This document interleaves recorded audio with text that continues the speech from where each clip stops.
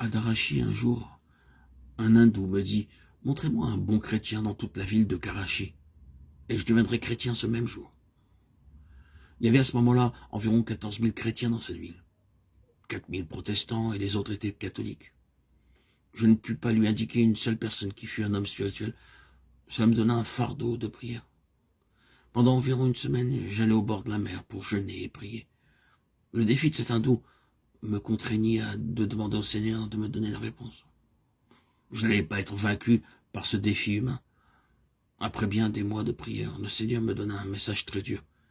Il me dit clairement, je veux que tu ailles dans toutes les parties de l'Inde afin que tous ceux qui portent mon nom possèdent une Bible complète, qu'ils soient instruits ou ignorants. Dis-leur qu'ils sont appelés de mon nom, ils doivent avoir une Bible. Deuxièmement, apprends-leur à utiliser leur Bible. Troisièmement, apprends-leur à prier et à venir à moi pour leurs besoins. Bien que cela semble une chose simple, j'étais très effrayé de donner ce message. En outre, comment ce message pourrait résoudre mon problème? J'ai attendu pendant de bonnes années dans cet endroit. Ainsi je commençais.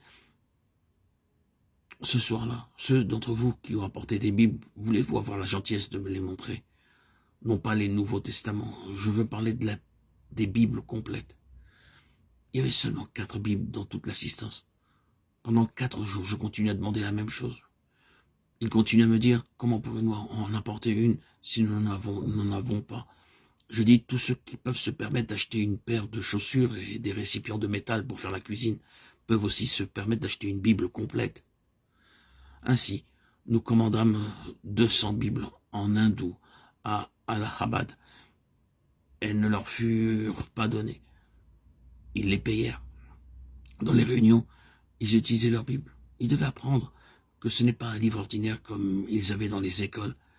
Ils apprirent à l'utiliser avec respect et s'attendre à ce que Dieu parle, réponde à leurs questions et résolve leurs problèmes par elles.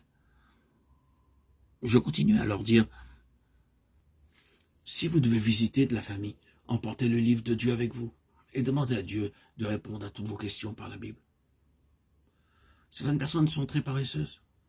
Elles prennent une chaise et une tasse de thé, et c'est de cette manière qu'elles étudient la Bible. Nous devons nous approcher d'elles sur nos genoux.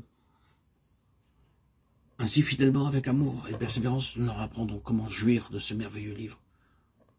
Par ce même livre, l'homme peut connaître le plan céleste et ce que Dieu a prévu pour toutes choses.